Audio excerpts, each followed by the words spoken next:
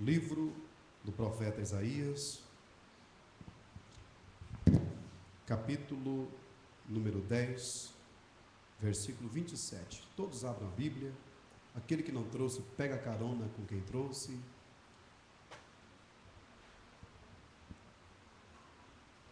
Versículo 27 do capítulo 10 do livro do profeta Isaías.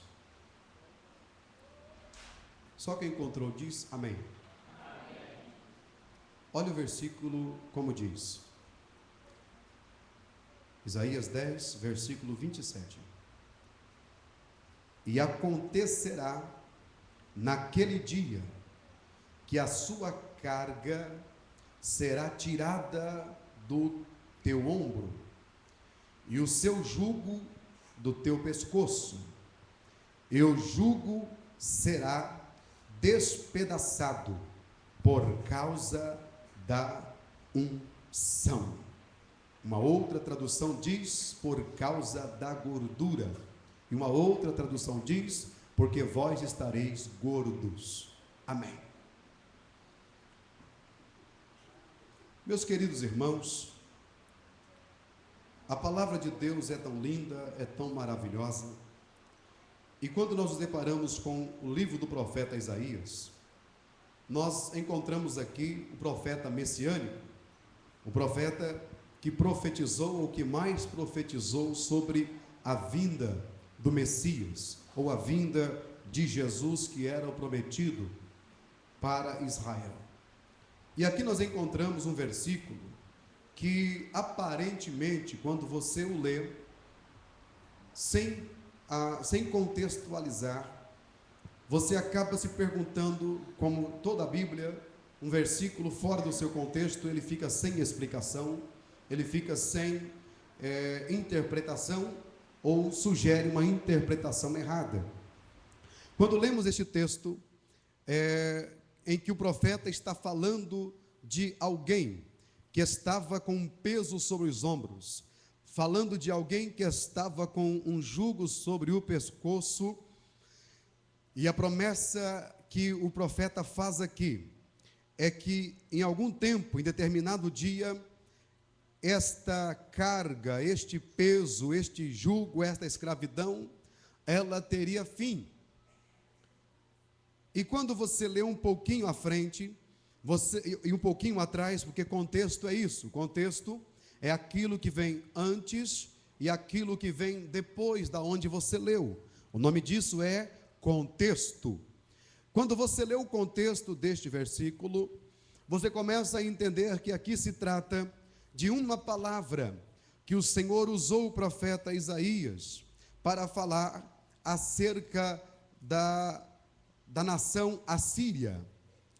Esta nação, a princípio, por permissão de Deus, ela vem contra Israel para como que um instrumento de punição para os delitos e os pecados que Israel havia cometido. Quando você pega o livro de Isaías, a Bíblia, os livros da Bíblia, eles não estão colocados em ordem cronológica, ou seja, os livros estão fora de ordem. Isaías, ele é contemporâneo de Zedequias, aliás, de Ezequias, melhor dizendo. Ezequias, rei de Judá, e ele presenciou exatamente este acontecimento. Então, quando Isaías escreve o seu livro, ele está vivendo exatamente esta situação e que aconteceu no período histórico. Quando você lê o primeiro livro dos reis, o segundo livro dos reis, existem os profetas que profetizaram naquele período. Então não quer dizer que Isaías, porque está alguns livros para frente, ele está fora da história do passado. Então Isaías, ele escreve o seu livro, ele é colocado depois. Mas quando você abre a Bíblia em segundo livro dos reis, aliás, eu quero ajudar os pregadores aqui. Quando nos referimos ao Velho Testamento, não é segunda reis, mas é segundo livro, porque é masculino. É primeiro livro dos reis, segundo livro dos reis, primeiro livro de Samuel, segundo livro de Samuel. Isto para ficar bem claro, para melhor expressar. Então, no segundo livro dos reis, no capítulo 17, você encontra o motivo pelo qual Deus permitiu o inimigo vir sobre Israel, que era o povo de Deus, e afligi-lo. Abra sua Bíblia, por gentileza, no livro de 2 Reis. No segundo livro de Reis, capítulo 17, versículo 6, versículo 7 e o versículo de número 9. Você encontra quando o Senhor diz no capítulo 17 o seguinte: a Bíblia diz assim: porque sucedeu que os filhos de Israel, versículo 7, pecaram contra o Senhor seu Deus, que os fizera subir da terra do Egito, como aprendemos hoje de manhã na escola dominical, de debaixo da mão de Faraó, rei do Egito, e temeram outros deuses. Versículo 9: e os filhos de Israel fizeram secretamente coisas que não eram retas contra o Senhor seu Deus, e edificaram altos, isto é, idolatria, em todas as suas cidades, desde a torre dos atalaias até a cidade fortificada. E levantaram para si estátuas e imagens nos bosques, isto fala de deuses para se adorar. E em todos os altos e outeiros queimaram todas as árvores verdes. Aqui a Bíblia está relatando o motivo do primeiro cativeiro assírio. Aqui Deus está explicando que Israel pecou e agora Deus permite que a Síria venha, invada Jerusalém e leve para o seu país o povo de Deus. Você já parou para pensar o que é isso, irmão?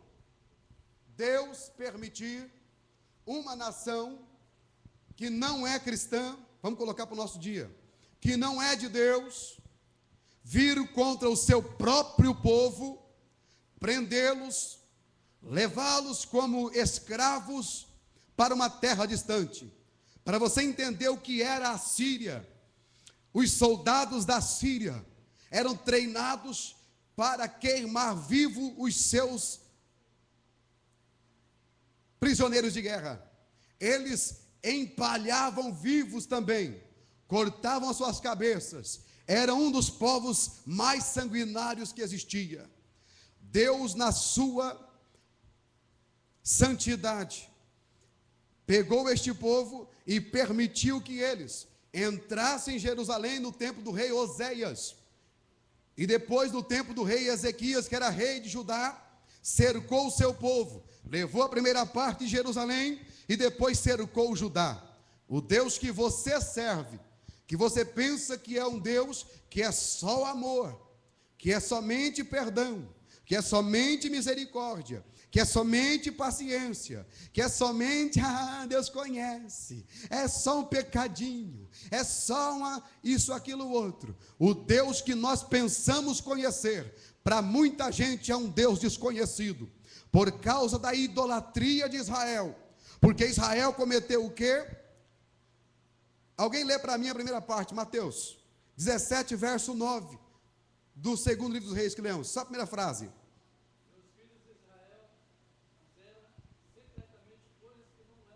Amém.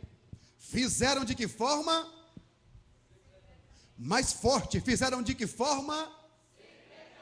Coisas que não eram retas ao Senhor. Isto fala de vida cotidiana. Isto fala da vida fora da igreja. Isto fala do que o marido faz longe da esposa. Isto fala do que a esposa faz longe do marido. Isto fala o que o namorado e a namorada fazem longe dos seus pais e do seu pastor. Isto fala do que aquele homem faz naquela empresa que ele trabalha quando seu patrão não está olhando. Isto fala do que o crente fala, assiste e pratica, que não está reto aos olhos do Senhor. O Deus que nós servimos não é um Deus está atualizado lá em cima, Ele está aqui no meio de nós, aqui esta noite. E este Deus, por causa que Israel praticou coisas pecaminosas, porque Israel adorou outros deuses, Deus permitiu que o seu inimigo triunfasse sobre ele. Na vida prática é assim, Deus usa o nosso adversário para nos colocar no eixo. Deus permite que o inimigo seja usado como vara contra nós. Até mesmo o ímpio é usado contra o crente muitas vezes. Sabe por quê? Muitas vezes, para um crente aprender uma lição, ele tem que ser repreendido pelo ímpio. Quem nunca levou um chacoalhão de alguém que não conhece a Bíblia, dizendo: é assim que um crente se veste? É assim que um crente fala? É assim que um crente negocia, como diz o nordestino, negocia? É assim que você procede? Quem nunca foi repreendido por alguém que não é crente? É Deus usando o teu vizinho, é Deus levantando o inimigo, para que você entenda que os teus atos não estão conforme a sua palavra. O que temos aqui é uma lição de quem é Deus. Então, Israel agora estava sendo cercado. O rei era Ezequias, aliás, Judá. O rei de Judá é Ezequias. Agora, o rei da Síria era Senaqueribe. Senaqueribe cercou a Israel, levou Israel, agora cercou Judá e escreveu uma carta para o rei Ezequias assim: olha, Ezequias, eu quero ver quem vai livrar vocês das minhas mãos, porque o meu histórico é o seguinte: por onde eu passei, eu tenho levado todos os reis, o seu povo, e os seus deuses não puderam me impedir. Então, Ezequias, fique você sabendo que o teu Deus não vai me impedir. Ezequias pega aquela carta e leva para o templo e mostra para Deus o que era que o inimigo estava fazendo. O inimigo, ele tem este hábito de nos perseguir. Deixa eu abrir aqui um parênteses para você entender uma coisa. Deus usou a Síria para que Israel despertasse. Israel já estava em parte no cativeiro, a outra parte estava cercada por alguns anos, pagando tributo para a Síria. Mas Deus tem o domínio de tudo. A Síria caiu na besteira, o rei Senaqueribe, de dizer assim: eu com a minha mão venci os meus inimigos, venci Israel e vou vencer também Judá. Aí Deus não gostou. Aí Deus, no capítulo 10 de Isaías, ele começa a dizer assim: quem é a Síria? Quem é Senaqueribe para falar desta maneira? Pode o machado se gabar de cortar a madeira sobre aquele que é o lenhador? Pode a serra se gabar sobre aquele que puxa a serra? Então, ele estava dizendo assim: a Síria, você é apenas um instrumento meu. Senaqueribe, você não vai além da onde eu te disser que você vai. Aqui eu entendo que todas as coisas estão no controle de Deus. Mas pastor, o que isto quer dizer para nós? Já você vai entender. A primeira parte você já entendeu. Que quando Deus permite, o inimigo triunfa. Sim, senhor. Porque ele executa os propósitos de Deus também. Deus permite. Agora entenda uma coisa. Quando o profeta Isaías diz assim: naquele dia será tirado de ti o teu jugo, o teu opróbrio, a tua vergonha. Estava se referindo que a Síria, por alguns anos, estava escravizando e torturando psicologicamente o povo de Deus, mas que havia uma saída. Agora, esta palavra tanto é histórica para o segundo livro dos reis, mas também ela é messiânica. Vamos primeiro para a parte histórica. Quando o profeta Isaías, aliás, o rei Ezequias, pede socorro ao profeta Isaías, o profeta Isaías consulta a Deus e diz assim: olha, rei, não tenha medo, porque a Síria vai conhecer o que é a mão de Deus. E quando a Síria se preparava para invadir Judá e levar cativo Ezequias e todo o povo de Deus, a Bíblia diz que os assírios estavam acampados. 185 mil homens daquela noite foram surpreendidos, porque Deus mandou um anjo descer do céu. Aquele anjo desceu à noite e com a sua espada ele andou dentro do acampamento dos assírios, e naquela noite ele feriu 185 mil homens, ou seja, quase 2 vezes o número de habitantes de Umuarama. Feriu naquela noite, e quando foi pela manhã que os capitães se levantaram e o rei Senaqueribe se levantou, o seu exército estava praticamente destruído, e Deus deu vitória ao seu povo, porque disse assim: eis que tirarei de cima de vós o jugo e a opressão por causa da unção. Então o Senhor deu livramento ao povo de Judá, porque Ezequias buscou a presença de Deus. Ezequias agora orou a Deus. Senaqueribe, que era o opressor, ele sai correndo e vai para a cidade também da Síria, Nínive. Foi lá que Jonas tinha medo de pregar. Era uma cidade assírica chamada Nínive. Eles foram para lá e entrou no templo do seu Deus. Quando Senaqueribe se ajoelhou, os seus filhos vieram por detrás e mataram o rei Senaqueribe. Eu uso esse texto para dizer o seguinte: o inimigo da igreja, o inimigo do povo de Deus, ele só vai até onde Deus permitir. E se Deus quiser esta noite, ele pode cair por terra, ele pode ser destruído, porque quando Deus ordena, Deus levanta o seu exército. É anjo que desce, é anjo que sobe, é fogo que cai, é terremoto, é mar que se abre, e a vitória Deus concede ao seu povo para a glória do seu nome. Este é o contexto histórico do capítulo 10, verso 27. A vitória de Ezequias sobre a Síria. Um anjo.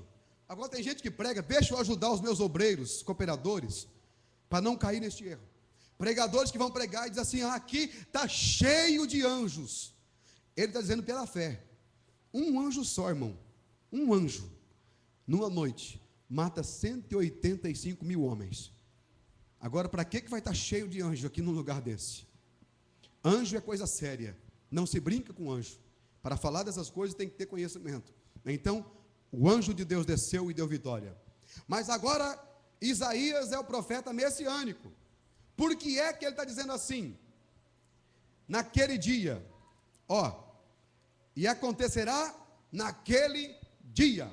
Repita comigo: e acontecerá naquele dia. Por que é que a Bíblia, de partes em parte, diz naquele dia? Quando a Bíblia fala naquele dia, a maioria das vezes está reportando ou apontando para um período cristocêntrico, para um período de milênio, para um período de juízo. Sempre que fala naquele dia, está apontando para um período, uma dispensação ou um juízo. Quando o profeta Isaías, e vou provar, ele fala o capítulo 10, verso 27, naquele dia será tirada a carga do seu ombro, e o seu jugo do teu pescoço, por causa da unção. Quantos que na sua Bíblia leu por causa da gordura? Levanta a mão. Na tua Bíblia falou gordura. A palavra usada aqui é uma palavra hebraica chamada simen, que significa um substantivo masculino, que quer dizer gordura, ou óleo, coisa líquida, especialmente tirada da oliveira.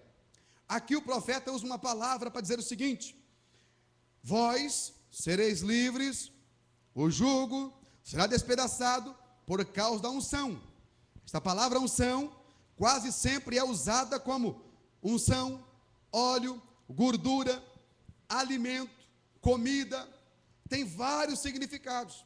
E nas suas grandes aplicações, ou inúmeras aplicações, no sentido figurado, quer dizer fertilidade, abundância, especialmente comida, engordar, ficar forte. Então, traduzindo para nós hoje, quando o profeta Isaías disse assim: eis que o jugo será despedaçado por causa da unção, ele disse assim: eis que o jugo será quebrado, porque o meu povo ficará forte, porque o meu povo vai engordar, porque o meu povo ficará musculoso, porque o meu povo terá uma força maior, virá sobre eles uma unção. Então agora, o que isto tem a ver conosco? Quando você abre a sua Bíblia, por favor, em Lucas capítulo 4, versículo de número 18, você encontra o Senhor Jesus dizendo assim: o Espírito do Senhor está sobre mim, pois que me ungiu, aleluia, para evangelizar os pobres, e enviou-me para curar os quebrantados de coração, e pregar liberdade aos cativos, e restaurar e dar vista aos cegos, e pôr em liberdade os oprimidos, e anunciar o ano aceitável do Senhor. Agora o Senhor Jesus, ele vem cerca de 700 anos depois da profecia de Isaías, dizendo: ei, sobre mim está a unção, sobre mim está o Espírito que vai quebrar o jugo de Israel. Agora você encontra a outra profecia, ou outro convite, quando ele no capítulo 11, versículo 28, ele diz assim: vinde a mim todos que estão cansados e sobrecarregados, que eu vos aliviarei. Tomai sobre vós o meu jugo e aprendei de mim, que sou manso e humilde. Jesus veio a esta terra para despedaçar o jugo do pecado que era sobre a nossa vida. Quantos entenderam e podem adorar o nome do Senhor esta noite? Aleluia! Olha que coisa linda é a Bíblia. Eu até disse hoje, de uma forma muito simples, ao irmão Neri lá em casa: a Bíblia parece uma colcha cheia de retalhos. Você vai juntando os pedacinhos e ela vai se completando. Aqui e ali é fragmento profético, é fragmento escatológico, é fragmento arqueológico. O Senhor Jesus, quando ele veio a esta terra, ele viu o povo debaixo de um jugo, debaixo da opressão, o pecado que imperava, a morte que desde Adão reinava. Agora ele diz assim: eu sou a ressurreição e a vida, e quem crê em mim, ainda que esteja morto, viverá. O Cristo que você aceitou, em primeiro lugar, ele veio para quebrar o jugo da maldição do Éden. O primeiro Adão, Deus perdeu contato com o homem, porque o homem adquiriu o jugo do pecado. Jesus veio e disse assim: eu vim para que tenha vida, e tenha vida em abundância. Glória ao nome de Jesus. O primeiro casal se alimentava, vivia no Éden e tinha comunhão com Deus. Agora, quando Jesus vem, eles estão longe, mas Jesus se coloca em pé, dizendo assim: quem tem sede, vem a mim e beba. Se alguém tem sede, venha e beba. Se alguém tem fome, venha. Eu sou o pão da vida que desceu do céu. Então, nesta noite, talvez alguém ainda não compreendeu que a sua vida não foi criada para viver debaixo do jugo do pecado. O jugo do pecado escraviza. O que é jugo? Quem sabe o que é jugo? É uma canga. O jugo é um objeto feito em forma de triângulo. Os irmãos aqui que tiveram uma vida rural, moraram no sítio, colocavam esta canga sobre o boi, sobre o bezerro, para ele não furar a cerca, de forma que muitas vezes ele estava em um pasto e não podia ir para o outro, porque a canga no pescoço dele não permitia. A nossa vida também era assim. Sobre nós havia um jugo pesado, sobre nós havia o peso, e éramos limitados. Não tínhamos acesso ao pão que é a palavra de Deus, não tínhamos acesso a esta graça, porque havia sobre nós o jugo da maldição do Éden. O jugo da maldição, da morte estava sobre nós. Mas agora Isaías diz assim: olha, naquele dia, ele estava vendo o dia do Messias. Como é que você prova? É lógico, no capítulo que você leu, você encontra um pouquinho à frente, no capítulo 11, porque brotará um rebento do tronco de Jessé, e das suas raízes um renovo frutificará, aleluia, e repousará sobre ele o Espírito do Senhor, de sabedoria, de entendimento, de conselho, de conhecimento e temor do Senhor, aleluia. A Bíblia diz que Jesus passou pela região de Nazaré, pelas regiões da Galileia, e a Bíblia fala assim: ó região da Galileia, Galileia dos gentios, terra de escuridão. Sabe o que é a Galileia? Foi quando o povo de Judá voltou do cativeiro. Eles vieram para Jerusalém, mas não tiveram coragem de chegar em Jerusalém. Então se acamparam por ali. e misturou-se com outras nações, porque a Síria tinha obrigado. Dali nasceu os samaritanos. Então, aquela região, para os judeus, era amaldiçoada. Aquela região era condenada ao desprezo. A região da Galileia era a Galileia dos gentios. Por isso, os judeus não conversavam com o samaritano. O samaritano é mistura de judeu com gentil. Então, quando Jesus passou por lá, a Bíblia diz assim: aqueles que estavam em trevas viram uma grande luz, e aqueles que estavam já na escuridão, raiou para eles a luz do Evangelho. Jesus pregou lá, ele passou também pela Galileia da sua vida. Cristo é aquele que despedaça o jugo. Se fosse dar um tema para essa mensagem, eu daria a unção que despedaça o jugo. Você que entrou aqui oprimido pelo pecado, pastor, o que é pecado? É tudo aquilo que desagrada ao nosso Deus. Agora, trazendo para os nossos dias, eu preguei em 2 etapas, tem a terceira. Ele veio para libertar os cativos. Por isso Tito escreveu: para isto se manifestou o Filho de Deus, para desfazer as obras do diabo.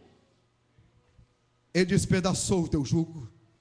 Hoje o jugo nosso é suave. Temos um jugo hoje, mas é um jugo suave. O jugo dá limite. Tem crente que não tem limite. Você não tem o jugo de Jesus. Quem tem o jugo de Jesus é um jugo leve. É aquele triângulo. Agora você não vai lá, mas não é porque o jugo te impede, é porque o jugo te convence. É o Espírito Santo. Aleluia, glória a Deus. Agora estamos servindo a Deus, e algumas pessoas ainda estão vivendo debaixo de escravidão espiritual, porque a tua vida está vazia, porque você tem adquirido hábitos que não é da vontade de Deus. Eu estou pregando sobre a unção que despedaça o jugo. Tem pessoas aqui que estão com o jugo da preguiça espiritual. Você não consegue mais congregar, você não consegue mais dizimar, você não consegue mais executar nada na casa de Deus. Existe um jugo sobre a tua vida, e o diabo é especialista em colocar jugo nas pessoas. Ele começa devagarinho te esfriando, ele começa depois te colocando dúvida, e daqui a pouco você caminha com um peso na sua vida. Não tem forças para oração, não tem forças mais para nada, e tudo para você é difícil. Ficar aqui até as 9 horas, vou encerrar daqui 10 minutos, é pesado para você, é um jugo pesado. Ah, quanta gente, igreja, que está dentro da casa de Deus, mas está com o jugo do pecado, o jugo do adversário, o jugo dos últimos dias. Pastor, e como eu faço para me libertar deste jugo? É simples. O jugo será quebrado por causa da unção. E eu senti uma confirmação agora aqui em mim. Não se engane, o apóstolo escreveu: não temos que lutar contra carne e sangue. Igreja, desperta, temos diante de nós uma batalha todo dia. A nossa luta não é contra o nosso irmão que senta no banco, não é contra o pastor, não é contra o teu amigo de empresa. Ei, a tua luta é contra o inimigo. E só tem uma maneira de você vencê-lo, é se enchendo do Espírito de Deus. Só tem uma maneira da moça ter um caráter polido, é ter o Espírito Santo de Deus. Só tem uma maneira de um obreiro ser um grande pregador, um estudioso da palavra, um temente pelo Espírito Santo de Deus. Para você que quer abandonar o vício da novela, o vício que você gasta horas no Facebook, horas e horas andando à toa, é um jugo também. O jugo de não conseguir orar, o jugo de arrumar desculpa para não vir na igreja, é um peso. E Jesus falou assim: conhecereis a verdade, e a verdade vos libertará. Você precisa entender que você carrega um peso sobre a tua vida. E só tem uma maneira de você se libertar. Não adianta o pai falar, não adianta o pastor falar para você, não adianta ninguém, e nem você mesmo dizer assim, eu tenho que mudar. Não, você precisa da ajuda do Espírito Santo, porque há pecados que nós só abandonamos quando o Espírito Santo de Deus enche a nossa vida. Por isso o apóstolo escreveu e disse: tomai, revesti-vos de toda a armadura de Deus, para que possais, olha onde foi parar, meus irmãos, lá do profeta Isaías, passou por Jesus, e por isso ele disse assim: eu vou para o céu, mas ficai em Jerusalém, até que do alto sejais revestidos de poder. Só existe uma maneira dos teus projetos de 2014 darem certos, é com a presença do Espírito de Deus. Mas o Espírito de Deus, pastor, eu creio, eu falo com ele, o Espírito Santo é um símbolo, é simbolizado pela pomba. A pomba é um símbolo. Já viu uma pombinha? É simples, mas é muito, como vamos dizer, sensível. Você não pode ir correndo até ela. Uma pombinha, ela é meiga, é um ser suave, é um ser quase indefeso, inofensivo. Observe, o Espírito Santo nunca vai pegar você à força. O Espírito Santo é um ser que pensa, que fala, que sente, que ouve. Por isso que você muitas vezes sente esse peso no culto, porque você fala coisas que desagradam o Espírito, faz coisas que entristecem o Espírito. E o Espírito Santo é uma pessoa que está ao seu lado o tempo todo. E quando você chega para adorar a Deus, Ele não está alegre com você. Você precisa fazer as pazes com Deus. Tem pessoas que estão distantes de Deus. Mas pastor, eu estou na igreja, eu carrego a Bíblia. Não é isso. Você sabe do que eu estou falando. O Espírito Santo é tão sensível, que quanto mais você pratica as coisas erradas, mais a sua presença fica longe de você, a manifestação dele fica longe de você. Não que ele saia da tua vida, porque se ele sair você morre na hora, você desvia na hora, mas a manifestação dele diminui a cada dia. Já percebeu que quando você era mais simples, quando você era, como você diz assim, eu não sou tão bobo assim, quando você era mais, entre aspas, mais bobinho, você sentia a presença dele com facilidade, não era assim? O jugo será despedaçado por causa da unção. Só tem uma maneira de você se levantar nesta noite, é se render ao Espírito Santo de Deus.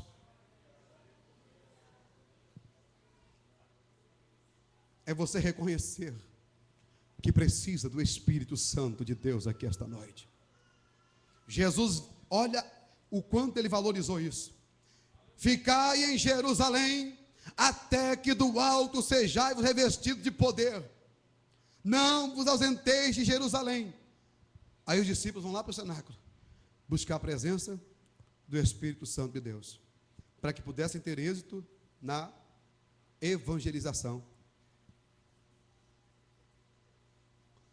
Talvez você está vivendo em prisões.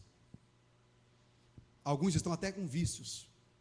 Que vício não é só beber e jogar e fumar não, irmão. Tem muitos outros vícios que eu poderia ficar a noite inteira falando. Tem pessoas presas por prisões, que somente o Espírito Santo é que pode libertar você. Somente Deus. Porque são prisões espirituais. São prisões que você entrou. Prisões psicológicas. Prisões que você, por exemplo, uma prisão é aquela prisão de rancores, pessoas rancorosas. Foi aquele evento lá no passado, marcou a tua vida. De lá para cá você não é mais o mesmo. De lá para cá você não é mais a mesma. A tua vida é uma derrota. Ei, mas o Espírito Santo está aqui esta noite. E nesta tarde, em rápida meia hora que eu fiquei olhando a Bíblia, eu busquei a referência deste versículo, e Deus me deu esta mensagem. E disse ao meu coração: Marcos, você só vai vencer, a minha igreja só experimentará o que é liberdade de verdade, quando a minha igreja der lugar ao meu espírito. Frieza é prisão espiritual. Porque adorar a Deus não é ficar como um mudo, como uma estátua, olhando o culto, contando os hinos, contando os ventiladores. Cultuar a Deus não é estar aqui, mas é estar aqui e o seu pensamento na glória.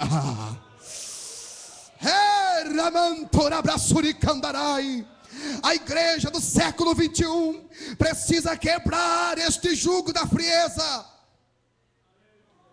Você não pode assentar nestes bancos sem que a tua alma celebre um culto verdadeiro a Deus. Goste ou não goste, é a verdade bíblica. Paulo disse assim, olha, o que é culto? Tem gente que pensa que culto é para ser assistido, culto é para ser efetuado.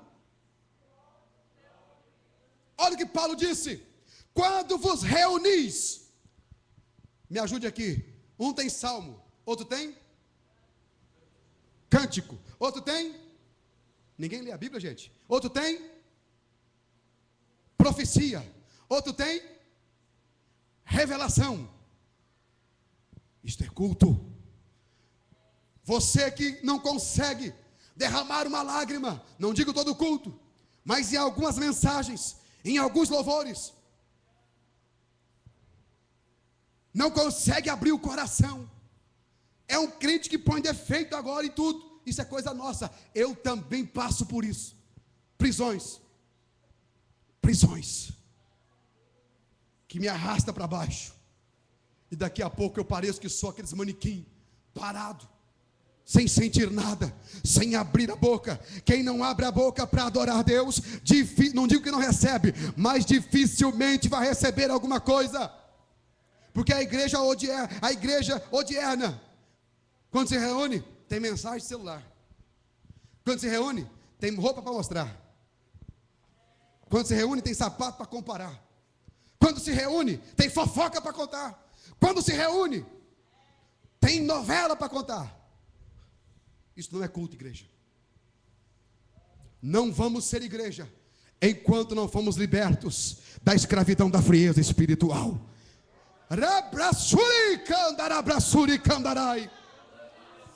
Isso não é fanatismo, não, crente. Isso não é fanatismo. É realidade bíblica. É realidade pentecostal. Por que é que não tem profecias? Por que é que não tem cânticos espirituais? Por que é que os nossos cultos ainda é quase mecanizado? Por que é que você fala assim, eu sei o que vai acontecer, fulano vai cantar, fulano vai ler, a culpa é nossa, porque o culto é individual. Ei, Cristo quer libertar você esta noite. Levante as mãos em nome de Jesus. O Espírito de Deus, Ele está nesta palavra que eu estou pregando.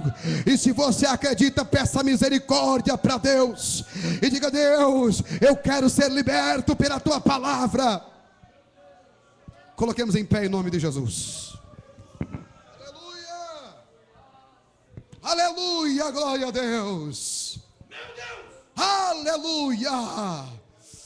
O jugo será despedaçado por causa da unção. Procure hoje os pés de Jesus. Procure hoje voltar para a campanha de oração. Procure hoje voltar para ler a Bíblia. Mas convide o amigo Espírito Santo. É mais ou menos assim. Valtemir, vem aqui, por favor. É mais ou menos assim. O Espírito Santo é um ser. Ele foi enviado. Sabe para quê? A Bíblia diz assim, Jesus falou: eis que eu vou enviar outro Consolador. A palavra outro, traduzido para o nosso português, quer dizer alguém para estar ao lado, para andar junto. É a palavra Paracletos, aquele que vai andar do lado. Você quer ler a Bíblia de verdade, quer ir para a igreja abençoado, tem que andar assim com o Espírito Santo, dar um passo com Ele, braço dado com Ele, andando com Ele, sentindo Ele, arrastado por Ele, freado por Ele, levantado por Ele, é tocado por Ele. Ele está passando aí. Ele está passando aqui. Cadeias serão quebradas hoje em nome de Jesus. Everaldo, vem correndo cantar um hino aqui. Cadeias estão sendo quebradas hoje. Nós vamos entrar 2014 orando mais. Vamos entrar 2014 jejuando mais. Você vai ser um crente vitorioso. Deus vai te libertar desse marasmo. Eu quero essa libertação. Quantos querem? Levante as mãos e adore a Deus. Não espere eu orar. Comece a orar aí, e Deus vai te renovar aonde você estiver aí. Eu quero ver Deus operar esta noite aqui. Deus vai te renovar. Olha o barulho. Abra o teu coração. Abra o teu coração agora. Se esta palavra está entrando no teu coração, eu não vou precisar orar. O Espírito de Deus, Ele vai confirmar agora. Canta, Everaldo. Dê lugar a Deus. Esquece o teu passado. Esquece o teu fracasso. Esquece, esquece, esquece. O jugo será quebrado. O jugo vai ser despedaçado. Canta, Everaldo. Por causa da unção. Unção, unção, unção. Unção é força. Unção é capacidade. Deus vai te dar força. Recebe força de Aleluia. Deus. Recebe força de Deus. Recebe força de Deus para a tua vida. Adore a Deus agora. Eu não vou orar, você vai orar. Por toda a minha vida, ó Senhor, te louvarei, pois meu fôlego é a sua vida, e nunca me cansarei. Posso ouvir a tua voz, é mais doce do que o mel, que me tira desta cova e me leva até o céu. Já vi fogo e terremotos, vento forte que passou. Já vivi tantos perigos, mas tua voz me acalmou. Tu dá ordem às estrelas, e o mar os seus limites. Eu me sinto tão seguro. Você se sente no teu colo, ó Altíssimo. Não há ferrolhos, nem portas, Olha Deus quebrando, que se fechem diante da tua voz. Não há doença, nem culpa, que fiquei de pé diante de nós. E a tempestade se acalma na voz daquele grito do Criador. não há ferrolhos, não há ferrolhos. A palavra, ela é pura, é escudo para os que nele creem. Marabacia, marabacia, e ande como marabacia, e ande como marabacia, marabacia, marabacia. Sinta a presença dele aqui. Sinta a presença dele aqui. Sinta a presença dele aqui. Não há revolução, nem portas que se façam diante da tua voz. Levante as mãos assim. Não há correntes, não há portas fechadas. Fiquei de pé Receba o renovo para 2014. Receba, em nome de Jesus. Receba, em o nome de Jesus. Na voz daquele que tudo criou, pois tua palavra, Eita Deus, ela é pura, é escudo para os que nele creem. Abraçuricandarai. Apenas adore a Deus esta noite. Busque a unção que vai despedaçar os vícios, que vai despedaçar a frieza. Já está despedaçando. Adore ao Senhor. Eu não posso fazer nada, é você e Deus. Isso, adore ao Senhor aí. Aleluias, aleluias. Correntes caíram aqui esta noite. Eu creio que correntes caíram aqui esta noite. Você não vai voltar a ser escravo daquele ato vergonhoso, não. Eita Deus. Arabraçuricandarai. Este ano será diferente para a glória de Deus. A tua vida, a tua família, o teu ministério, o teu trabalho. Você é livre. Você é livre. Eita, você é livre. O diabo não pode dominar você. Faz assim com a tua mão.